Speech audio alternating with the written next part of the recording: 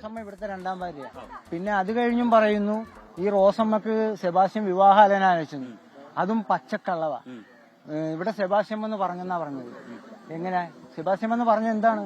എന്റെ ഡിവേഴ്സ് കഴിഞ്ഞ് നിൽക്കുകയാണ്, എന്റെ ഡിവേഴ്സ് കഴിഞ്ഞ് നിൽക്കുകയാണ്. റോസമ്മേനെ വിവാഹം കഴിക്കാൻ ഈ റോസമ്മയുടെ ഭർത്താവ് മരിച്ചുപോയതാണ്. അദ്ദേഹത്തിന് മക്കളുണ്ട്, അവരൊക്കെ ഗൾഫിലല്ലേ? അവര് ഓസ്ട്രേലിയയില. ബന്ധമില്ല, അവരുടെ ഓഹരിയാണ് ഇതാ വിറ്റ് ഷെഡിങ് ഇങ്ങനെ കെട്ടി. റോസമ്മയുടെ രണ്ടാമത്തെ ഭർത്താവ് ഓഹരിയാണിത്. ഇത് അവരുടെ കുടുംബം, ഈ റോസമ്മയുടെ അല്ല, ഭർത്താവിന്റെ കുര്യാക്കോസ്. റോസമ്മയുടെ ഈ കുര്യാക്കോസിന്റെ വൈഫ് എന്ന് പറഞ്ഞാൽ ഞങ്ങളുടെ കുടുംബത്തുള്ള എല്ലാവരും പഠിപ്പിച്ചിട്ടുള്ള ടീച്ചറാ, ചിന്നമ്മ ടീച്ചറാ. റോസമ്മ കിട്ടുന്നു. റോസമ്മേനെ രണ്ടാമത് വിവാഹം കഴിച്ചോണ്ട് വന്നാണ് ഈ കുര്യാക്കോസ്. കുര്യാക്കോസ് എന്തോ അറ്റാക്ക് വന്ന് മരിക്കുന്നത്, അത് നമുക്ക് അറിയാൻ പാടില്ല എന്താ സംഭവം.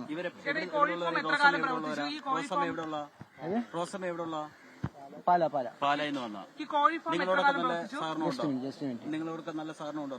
നമ്മളോടൊക്കെ പോകുമ്പോൾ അങ്ങോട്ടും ഇങ്ങോട്ടും സംസാരിക്കുന്ന കാര്യങ്ങൾ.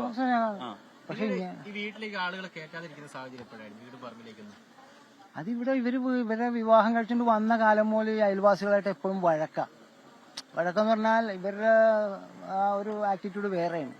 ഇതിപ്പോ അന്വേഷണ സംഘം പരിശോധന നടത്തുന്നത് സംശയം നിങ്ങൾക്ക് നാട്ടുകാർക്കുണ്ടോ? നാട്ടുകാർക്ക് എല്ലാവർക്കും. നിങ്ങൾ എന്നോട് മാത്രമല്ല ചോദിക്കേണ്ടത്, ആ നാട്ടുകാർ അപ്പുറത്ത് അവരൊക്കെ നിൽപ്പുണ്ട്, സ്ത്രീകളൊക്കെ, അവർക്ക് ചോദിക്കും. നമുക്ക് ഇതിനകത്ത് സംശയമുണ്ട്. എന്റെ അപ്പച്ചീന ഇതിൽ ഈ JCB ഇവിടെ 2016 വന്നെന്ന് പറയുന്നു. ആ കൂടെ സെബാസ്റ്റ്യനും ഐഷയും ഉണ്ടായിരുന്നെന്നാണ് ഈ റോസമ്മ പറയുന്നത്. ഇപ്പൊ പറയുന്നു, നിങ്ങൾ പറയുന്നു ബന്ധമില്ലെന്ന് പറയുന്നു. ഇവരപ്പ മാറ്റി പറയുന്ന കാര്യം എന്താണെന്ന് തെളിക്കുക. സംശയമുണ്ട്, അതിനകത്ത് എന്തെങ്കിലും ഉണ്ടാകാൻ സാധ്യതയുണ്ട്. ഈ JCB വന്നതിൽ സംശയം ഞങ്ങൾക്കുണ്ട്. ഈ കോഴി ഫാം എത്ര കാലം പ്രവർത്തിച്ചു? കോഴി ഫാം പ്രവർത്തിച്ചെന്നാൽ ഇപ്പൊ ഒരു 1.5 വർഷമായിട്ട് അതങ്ങനെ പൂട്ടിക്കട. 1 വർഷമായിട്ടില്ല പൂട്ടിക്കട. ഇത് തുടങ്ങിയത് തന്നെ അവര് ഇവിടെ വന്നു കഴിഞ്ഞാൽ അവര് പച്ചക്കറിയും പലതുമായിട്ടൊക്കെ അവര് ചെയ്തിട്ടുണ്ട്. അവിടെ പച്ചക്കറി കൃഷി ചെയ്യാമെന്ന് പറഞ്ഞാണ് കുഴിച്ചത്. പക്ഷെ അത് നമുക്കറിയാൻ പാടില്ല, നമ്മൾ അത് തിരക്കേണ്ട കാര്യമില്ല. പക്ഷെ സെബാസ്റ്റ്യന്റെ പേര് ഇവര് പറഞ്ഞിരുന്നെങ്കിൽ അടുത്ത 2 മിസ്സിംഗ് കൂടി വരികയില്ലായിരുന്നു. എന്റെ അപ്പച്ചിയാ.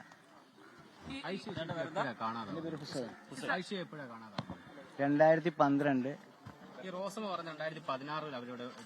നിങ്ങൾക്ക് ഞാനൊരു എവിഡൻസ് തരാം. ചേർത്തല പോലീസ് സ്റ്റേഷനിലെ FIR കള്ളത്തരം പറയല്ല, പറയുക.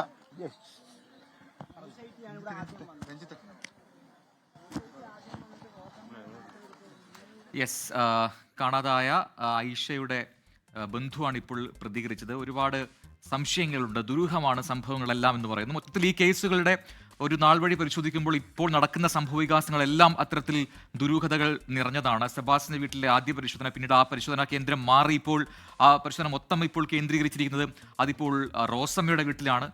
അവിടെ തന്നെ ഇപ്പോൾ ദൃശ്യങ്ങളിൽ കാണുന്ന ഈ കോഴിക്കോട് കേന്ദ്രീകരിച്ചാണ് ഇപ്പോൾ കൂടുതൽ പരിശോധന നടക്കുന്നത്. അവിടെ അത് പൊളിക്കേണ്ടി വരും എന്നൊക്കെ ക്രൈംബ്രാഞ്ച് സംഘം പറയുന്നുമുണ്ട്. ഷഫീദ് റാവുത്തർ വിവരങ്ങളുമായി ചേരുന്നു. ഷഫീദ്, ഇപ്പോൾ ഐഷയുടെ ബന്ധുവാണ് ഇപ്പോൾ മാധ്യമങ്ങളോട് പ്രതികരിച്ചത്.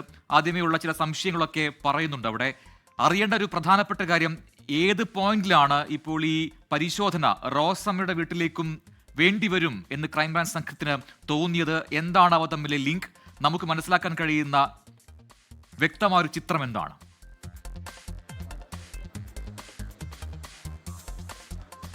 ഇക്കാര്യത്തിൽ ഏറ്റവും പ്രധാനപ്പെട്ട കാര്യം, അതായത് അല്പസമയം മുൻപ് ഇവരുടെ ഈ ഐഷയുടെ ബന്ധു തന്നെ പറഞ്ഞൊരു കാര്യമാണ്. അതായത് 2012 ഐഷയെ കാണാതായത് എന്ന് ചൂണ്ടിക്കാട്ടി ചേർത്തല പോലീസിൽ FIR എടുത്തിട്ടുണ്ട്. എന്നാൽ അല്പസമയം മുൻപ് ആദ്യം മാധ്യമപ്രവർത്തകരുടെ ചോദ്യത്തിനോട് റോസമ്മ പറഞ്ഞത് 2016 ഈ വസ്തുവിന്റെ ഇടപാടുമായി ബന്ധപ്പെട്ട് സെബാസ്റ്റ്യനെയും ഐഷയും കണ്ടു എന്നുള്ളതാണ്. സ്വാഭാവികമായും അത് തന്നെ ആ ഒരു വ്യക്തതക്കുറവ് തന്നെ ഇതിൽ സംശയം ചൂണ്ടുന്ന കാര്യമാണ്.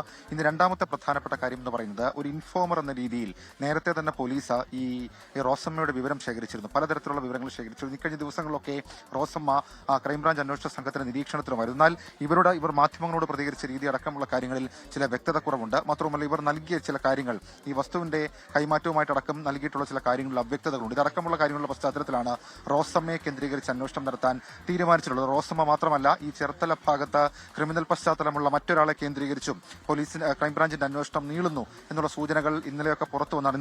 ഇന്നലെയും ഇന്നുമായിട്ടൊക്കെ പുറത്തു വന്നത്. വ്യക്തമായ ഒരു രീതിയിൽ വരും ദിവസങ്ങളിൽ അത് പുറത്തു വരും. അങ്ങനെ കൂടുതൽ പേരെ ചോദ്യം ചെയ്യുന്നതിലേക്ക് ക്രൈംബ്രാഞ്ച് അന്വേഷണ സംഘം എത്തിയത് അങ്ങനെയാണ്. ഏതായാലും ഇന്ന് നമ്മൾ കണ്ടു ഇവിടുത്തെ ഈ സെബാസ്റ്റ്യന്റെ വീട്ടിലെ വിശദമായ തെളിവെടുപ്പിൽ ആകെ കണ്ടെത്താൻ കഴിഞ്ഞത് ഒരു ലേഡീസ് വാച്ചിന്റെ സ്ട്രിപ്പ് മാത്രമാണ്. എന്നാൽ അതിന് പുറത്തേക്ക് മറ്റൊരു സ്ഥലത്തേക്ക് അന്വേഷണം വ്യാപിപ്പിക്കുന്നു എന്നുള്ളതാണ് ഏറ്റവും പ്രധാനപ്പെട്ട കാര്യം.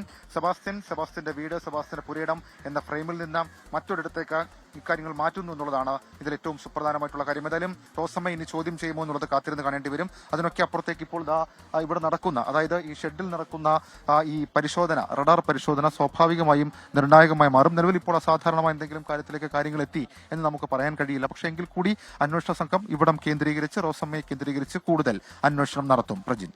യെസ്, ഷഫീദ് റാവുത്തറും അശ്വിൻ പാലാഴിയുമാണ് വിശദാംശങ്ങൾ നൽകിക്കൊണ്ടിരിക്കുന്നത്.